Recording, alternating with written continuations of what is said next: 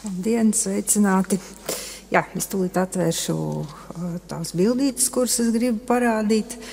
Varbūt, ja jūs esat bijuši kādos, ne pagājuši gadu, bet iepriekšējos gados, es atklāju priekš sevis un man pavērās tāds ceļš izzināt vienu ļoti svarīgu personību Latvijas kultūra vēsturē, kura ir pilnībā aizmirsta. Tas ir Friedrichs Bernhards Blaufus. Un es it kā saskāros ar vienu viņa manuskriptu, bet pēc tam man nācās uztaisīt veselu bibliogrāfiju, ko tad viņš vēl ir darījis. Un kā izrādījās, patiešām viņš ir savā dzīves nogalē ir diezgan daudzus tekstus radījis. Tajās skaitā arī Augsburgas ticības apliecības tulkojumu latviešu valodā. Un tas ir noticis 1753. gadu, bet par to es tūlīt pastāstīju. Jā, jūs redzat viņa dzīves gadus, dzimis Tīringenē, viņš ir ieradies pēc, tad studējis Hallē, ir Augusts Hermaņa Frankes skolnieks, bija arī viņa tā dēvētais amanuensis, tas ir cilvēks, kurš pāraksta, piemēram, viņa lekciju pierakstus, kārto viņam rakstību lietas, bet viņš pārāk ilgi nav bijis pie Frankes, nepilns gads, tur dažādas peripētīs, viņam nomirst tēvs, un beigās Franke viņu atsūta uz Valmieru mūžu pie Hallartu ģimenes par mājmācītāju.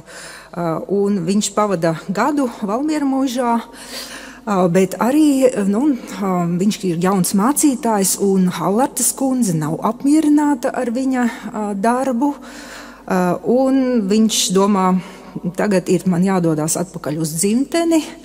Šo laiku viņš pavada Rīgā, tai skaitā arī mācītāja Elversa ģimenē, kur viņš mācas viņa dēlus, ir par maiskolotāju, un diezgan drīz viņš gūst vietu, draudzi, un šī draudze ir Palsmane un Cirgaļi. 727. gadā viņš ir mācītājs šajā mazajā draudzē, un to visu apraksta savā autobiogrāfijā. Un šī autobiogrāfija jau ir sagatavota kā makets un ir nodota māksliniecei. Tā kā es ļoti ceru, ka nākamgad šī grāmata būs. Šis manuskripts, viņa autobiogrāfija, kas ir sarakstīta 1753.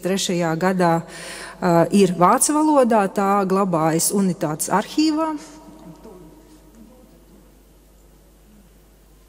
Jā, Unitātes arhīvā. Tūlīt jūs redzēsiet arī šīs autobiogrāfijas pirmo manuskripta lapiņu, un tā ir ļoti interesanta, jo tur ir garīgās attīstības ceļš šī cilvēka, viņa šaubas, pārdomas, ļoti tādas arī raksturīgas pietismam, tātad Halles adepts viņš ir, šīs arī teoloģisko pretrunu risinājumi, un es viņu savā ziņā nosauc par tādu Vidzemes Augustīnu. Protams, ar šādiem apzīmējumiem ir jābūt uzmanīgam, bet šobrīd man viņš pagaidām tāds ir. Viņš arī pats piemin Augustīna atzīšanās, un jā, savā ziņā šis dvēseles ceļš ir arī tāds Vidzemes kontekstā ļoti spilgts. Tā.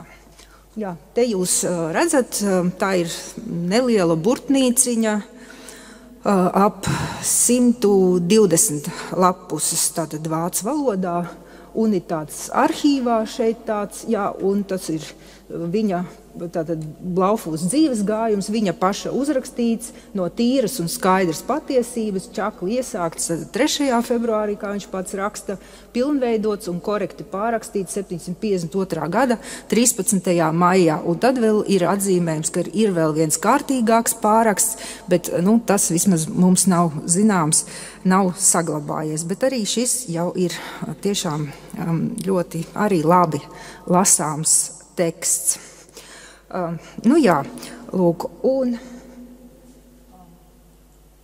vēl arī mūža, tātad jau pēc nāves, tās visas publikācijas un arī manuskripti, kas ir saglabājušies, to es šeit kā ilustrāciju dodu, ka ir saglabājies viņa bibliotēkas izsoles katalogs 758. gadā viņa sievas atraitnes dzīvoklī. Tur ir viņa grāmatu saraksts. Protams, arī šo mums ir jāskatās, jo droši vien viņš ir arī kādas grāmatas dāvinājis, apmainījies. Tās nav pilnīgi visas grāmatas, kuras ir bijušas pie viņa, bet arī šī ir jau nozīmīga liecība. Par šo katalogu es esmu uzrakstījis arī publikāciju, kas ir nesen iznākusi tādā krājumā Biblioteka un personība. Jā, bet tagad pievērsīšos tiem luterisma tekstiem, un būtībā tekstiem, kuri ir gan publicēti, gan manuskripti, un jūs tūlīt to visu redzēsiet. Nozīmīgais devums, otrais Bībeles izdevums, 1739. gads. Blaufūs ir piedalījies arī redkolēģijā šim Bībeles izdevumam, un viņš ir sarakstījis priekšvārdu. Priekšvārdu pamācīšana kādā vīzē, tie svēti raksti ir jālasa. Šis priekšvārds ir pārlaicīgs, viņš ir svarīgs jebkurā laikmetā, jo tas ir arī tās garīgās prakses ceļš, kā mēs tuvojamies svētajiem rakstiem. Lūk, jā, bet skatoties šo tekstu, man tomēr jāsecina, ka Blaufūs, kā tajā laikā tas ir pilnīgi normāli un tas ir absolūti korekti, jo viņš ir pārņēmis Augusta Hermaņa Frankes pamācību Bībeles lasīšanai un to adaptējis latviešu lasītājam. Tur ir arī tādi vārdi, ko tas dod, ja tev grāmata uz beņķa vai plauktā gulēdama, ka tu to nelasi, un tālāk tātad tiek attīstīts stāsts, ka ir jāiedziļinās, ir klusībā, kontemplatīvi jālasa svētie raksti. Un jā, tātad arī pēc tam šī viņa pamācīšana ir iznākusi vēl vienu reizi. Tāds latviešu skolotājs Miķels Gailis to ir izdevis, un tas ir arī tad jau vēlāk noticis 18. gadsimta beigās un 19. gadsimta 838. gadā Durbas mācītājs Friedrichs Runslers ir izdevis jaunu šo Augusta Hermaņa Frankes tulkojumu par tātad īsu pamācīšanu, kā Dieva rakstus jālasa. Jā, tik daudz par šo priekšvārdu, bet pievērsīšos vēl viņa manuskriptiem, kuri glabājas Misiņu bibliotekā, Rūpniecības ielā, Latviešu draugu biedrības fondā, un šie gan ir interesanti, vismaz kultūra vēsturiski interesanti, un šai vietai varbūt ļoti piemērot, jo es atļaušos arī nolasīt stāstu par reformāciju. Viņš sniedz ievadu par reformāciju pirms Augsburgas ticības apliecības šī teksta un runā arī par šo vietu, proti piemin arī Knopkenu. Un kā varbūt jūs zinat, ka mums Jānis Šiliņš nav klāt, Friedrichs Bernhards Blaufūs pirmkārt, šobrīd pirms neilga laika kultūra vēsturē mums atkal no jauna ir ienācis ar saviem vidzemes stāstiem. Jānis Šiliņš un vēstures popularizēšanas biedrība ir izdevuši šo grāmatu Vidzemes stāsti, ir pirmā latviešiem latviešu valodā sarakstītā vēsture. Tā gan visu laiku ir glabājusies manuskriptā, bet tagad 2000. gados, pēc 200 gadiem, tā ir parādījusies mums dienas gaismā. Bet, protams, ļoti, ļoti iespējams, jo šie Vidzemes stāsti arī ir saglabājušies tikai norakstā, ka tie tika pavairoti, pārrakstīti un lasīti brāļu draudzēs, bet varbūt arī plašākā publikā. Lūk, jā, bet tagad šis viņa manuskripts. Tātad Augsburgas ticības apliecības tulkojums un tas pilnais nosaukums, kas ir nākamajā lapiņā, ir ļoti garš, jo Augsburgas ticības apliecībai viņš raksta vēl 2 priekšvārdus. Viens priekšvārds ir veltīts viņa draudzēm, latviešu draudzēm Palsmanē, un pēc tam Ērģemē, jo viņš ir no 730. gada, viņš ir Ērģemē un Kārķos. Mācītājs ļoti mīļš, tāds sirsnīgs priekšvārds savām draudzēm, ka, lūk, priecājieties un dzīvojiet godīgi, man ļoti žēl no jums iet prom, jo viņš aiziet 739. gadā, karjeras kāpiens milzīgs uz Jēkaba baznīcu, par Jēkaba baznīcas mācītāju, kas ir, protams, ļoti, ļoti svarīgs amats. Tas ir tā kā priekšpostenis uz superintendentu, bet simpātijas ar brāļu draudzi un aktīva darbošanās šajā sakarā, droši vien ir tas īstais šķērslis, kādēļ viņš par superintendentu nekļūst pēc Jākoba Benjamina Fišera, jo pret viņu tiek ierosināta taiskaitā arī lielā tiesas prāva, un viņam ir jāliecina tātad par to, ko viņš ir darījis, kādas grāmatas izplatījis, taiskaitā tāpēc arī, kā Gundars pieminēja, arī lozungu grāmata, tāda noteikti ir bijusi, bet tās bija visas jānodod, un tās tika tātad konfiscētas, tad, kad bija lielās izmeklēšanas pret brāļu draudzi. Un pēc šiem notikumiem tātad Blaufus viņš aktīvi vairs nav mācītājs, viņš dabū sev adjunktu, tātad palīgu mācītāju, kurš izpilda pienākumus viņa vietā. Un viņš arī saslimst, slimo, bet šajā slimības laikā ir ļoti intensīvs tāds viņa rakstīšanas periods, kad top arī Vidzemes stāsti, kad top tāds liels dzējojums, kas vēl nav atdzejots un nekādā veidā arī nav populārāks kļuvis par brāļu draudzes vēsturi Vidzemē, liels dzējojums, Vidzemes piemineklis. Bet tas ir vācu valodā. Bet šī Augsburgas ticības apliecības tulkojums, protams, ir latviešu valodā. Šeit ir tas, tātad lasu nosaukumu, tas glabājas Latviešu draugu biedrības fondā, Misiņu bibliotekā. Tā apliecināšana, tās ticības mācības, kas no tiem, kas priekš 240 gadiem to priecas mācību ir uzņēmuši 1530. gadā, tai 25. juņus, jeb papuvju mēneša dienā Augsburgā priekš tā Vādzemes ķeisara Kārļa tā 5. un priekš daudz citiem Vādzemes valdiniekiem, lieliem kungiem un vēl citiem stipriem un godīgiem kungiem un bīskapiem lasīta un tam ķeisaram nodota ir no tiem latīnēro rakstiem latviešu valodā pārtulkota, kurai viena ziņa priekšlikta ir, kurā stāstīts top, viņš lieto kurā stāstīts top, kā tie evaņģēlišķīgi ļaudis tik labi vāc, kā arī šinī Vidzemes caur Dieva žēlastības darbu to skaidru priecas mācību un ticības brīvību ir dabūjuši. Tātad priekšvārdā ir vēl reformācijas vēsture. Un no tās es atļaušos nedaudz jums palasīt, jo viss tiešākajā veidā stāsta.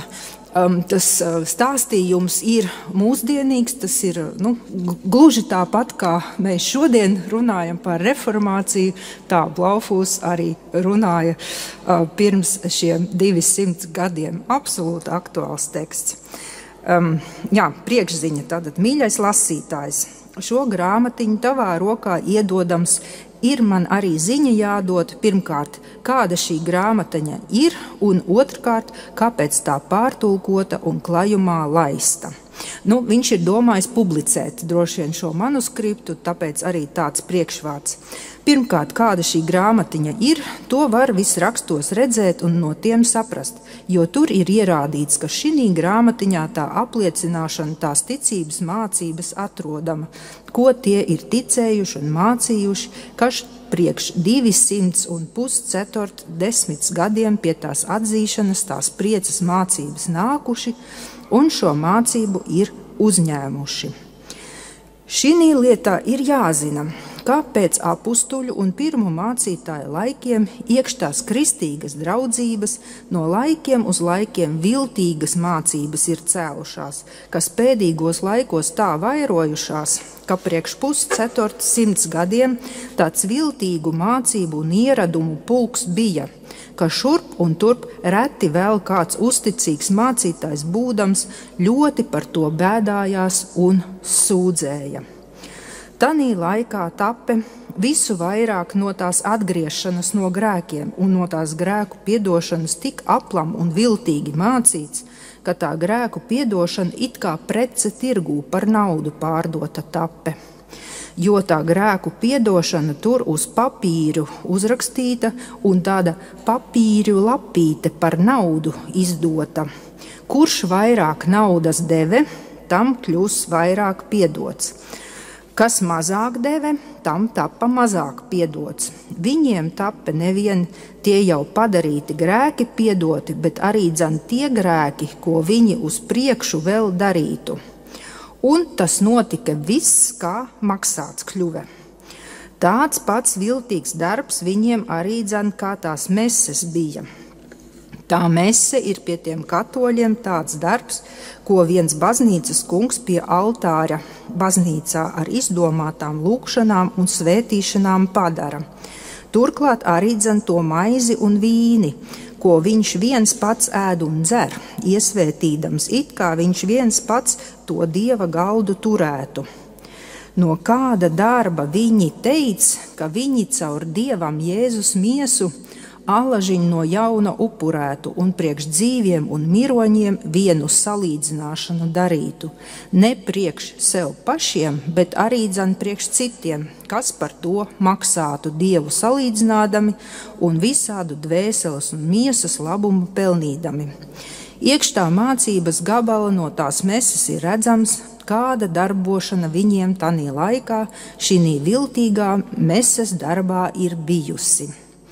Tie baznīcas kungi pārunāja arī dzen tos ļaudis, ka viņi to mirjoņu dvēseles no tās izkausēdama uguņa, kurā viņas savu atlikumu grēku dēļ nākušas, par naudu caur meses darbu varētu izpestīt. Šīs lietas pēc rakstīja viņi uz kādiem papīrišiem šos vārdus. Kad skan tā naudiņa bļodiņā, lec dvēsel dieva namiņā. Redz kādas blēņu mācības. Kas šis pantiņš ir vienīgais, ja vaicāju viduslaiku pētniekiem, šie tā dēvētie ritmi indulgencijāriorum, kas ir, zinām, protams, vācu valodā, to ir ļoti daudz, ar kuriem ar to skārda buņģiņu staigāja apkārt un skandināja šos te pantiņus. Tad, šis, es nezinu, vai tas ir Blaufūs tulkojums, vai tas ir pārmaintojums kaut kur viņš šo pantiņu ir dzirdējis. Pantiņš ir ļoti labi nostrādāts, protams. Un pēc tam tātad nāk īsts tāds Mārtiņa Lutera, arī svarīgāko biogrāfisko momentu apraksts, un ka par šo žēlastības mācību tad priecājās daudz dvēseles, un tā patika arī Sakšu lielam kungam un kurfirstam Vridrikam. Kā mēs zinām, tad 18. gadsimtā latviešu valodā burta F nebija, bet bija Vridriks, ko viņi to gudru sauce. Un daudz cilvēki nevien Vitenbergā, bet arī citās vietās tūmā un tālumā pateica Dievam par tiem priecas vārdiem, ko viņš caur Luteru tai pasaulē lika sludināt. Tad tur ir arī līdzība par Husu, jo tas vārds hus, to bēmju valodā zosa tulkots, tad par husu un zosi. Tagadiņ jūs cepiet vienu zosi, bet par 100 gadiem nāks viens gulvis. Tas jums necepts un vesels būs jāatstāj. Tā šī 753. gada liecība. Tur ir arī skaidrojums par pāvestu. Šis skaidrojums par pāvestu ir ļoti līdzīgs tāds, kāds ir Blaufūs arī Vidzemes stāstos aprakstītais. No tā mēs arī varam secināt, ka tas ir viens un tas pats autors. Un pirms iešanas uz Vormsu, piemēram, kad draugi mēģina viņu atrunāt, Luters saka latviski: es esmu aicināts, es iešu iekš Jēzus Kristus vārda, kad man arī caur lielu uguni bija jāiet, un Vormā tik daudz vellu būtu, kā dakstiņu jumtos ir. Un tad Blaufūs arī piemin, kādēļ viņš šo tulkojumu veido un taisa, jo tiek svinēta liela jubileja, tie ir 200 gadi. Kopš 1555. gada, tātad Augsburgas miera līguma. Un tāpēc arī šis gads evaņģēlišķīgiem ļaudīm mūžam par vienu savādu žēlastības gadu pieminams. Kāda lieta visu vairāk par 2 gadiem 755. gadā rudens mēnesī ar prieku un Dieva teikšanu jāpiemin. Tāpēc, ka tajā laikā 200 gadi pagājuši, kad šī ticības brīvība dabūta un līdz šim paturēta ir. Un it kā mēs no Dieva cerējam, līdz pasaules galam taps paturēta. Tad arī viņš min, ka šo ticības apliecināšanu par latviešiem par labu viņu valodā pārtulkota, lai tie arī lasa un vērā ņem, kāda tā evaņģēlišķīga ļaužu mācība un ticība ir.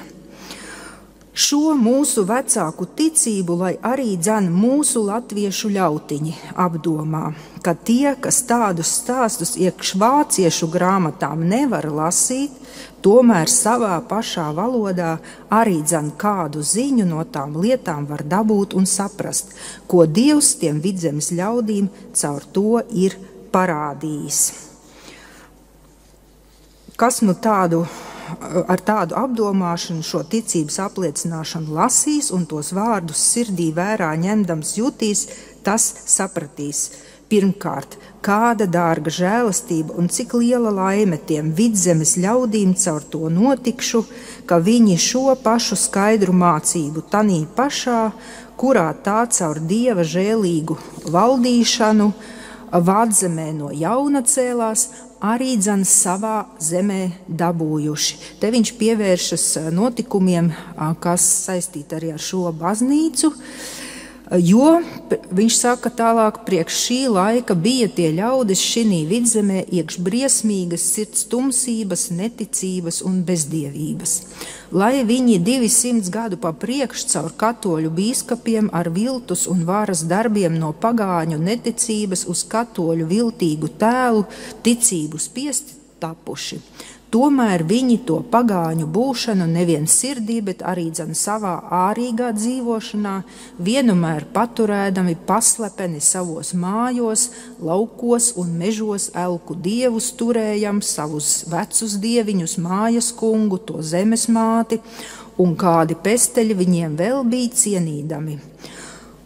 Un tātad šis uzskaitījums ir, tas ir ļoti raksturīgs vācu mācītājiem, ar tiem mēs sastopamies vairākos tekstos, arī Blaufūsam ir šie mājas kungi un zemes māte. Jā.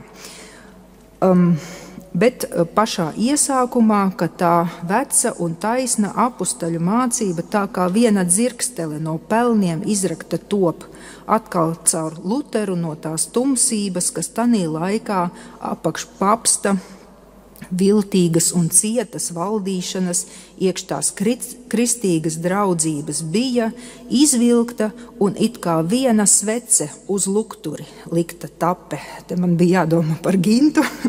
Sāca drīz no šīs mācības saules arī dzan šinī zemē viena gaismiņa spīdēt. Jo viens labs mācītājs ar vārdu Andries Knopiņš, ko tie katoļi no Pommeru zemes bija izdzinuši, atbēdza šinī zemē un sludināja šeitan Rīgā to skaidru priecas mācību un mācīja arī dzan dārgas žēlastības dziesmas dziedāt. Tā it jauku dziesmu, kungs Kristu, kas nesācis, un tad viņš uzskaita pēc tam arī dažādas citas dziesmas. Jā, un tās pašas dziesmas ir tas mācītājs Knopiņš tiem ļaudīm šinī vidzemē zināmas darījis un mācījis dziedāt, kā tas cienīgs baznīcas kungs Brēver, viņš piemin pēc tam dziesmu grāmatas, kas jau Dievu priekšā iekstās priekšziņas, priekšvācu dziesmu grāmatas 664. šepat Rīgā driķētas, rakstījis un ir ziņā licis. Un jā, pēdējais nelielais citāts vēl no šī Augsburgas ticības apliecības priekšvārda, kur iztulkoti ir visi šie ticības apliecības punkti, tātad viņi ir pilnīgs tas tulkojums. Vēl ir mūsu vidzemes pēc vērā jāliek, ka pats Luterus tiem kristīgiem ļaudīm, kas tanī laikā šinī zemē dzīvoja un to priecas mācību bija uzņēmuši, vienu grāmatu rakstījis, domāts ir vēstules, tad tiek pieminēts Lutera vēstules rakstītās šeit uz Rīgu. Un viņus caur to pamācīdams uzmodinājis, lai viņi iekš tās priecas mācības uzticīgi un pastāvīgi ir un paliek. Caur to tape arī dzan vēl citi mācītāji šinī zemē modināti, to priecas mācības sludināt, caur kuriem tie ļaudis šinī zemē, kā vācieši, tā latvieši, vēl leišu laikā, tas ir 16. gadsimts, to priecas mācību ir dabūjuši. Tāds Blaufūs manuskripts, varbūt, ja kādam būtu interese, tad būtu jau jauki, ja arī tas ieraudzītu dienas gaismu, jo tā ir arī tāda, domājams, liela liecība. Kā šim manuskriptam ir klājies, droši vien, ka tas ir palicis starp Blaufūs papīriem, pēc tam tas ir nonācis vidzemes mācītāja Gustava Bergmaņa kolekcijā, un pēc tam tas ir nonācis Latviešu draugu biedrības fondā, un tagad glabājas pie mums Misiņos bibliotekā. Tā, mans stāsts ir galā. Paldies!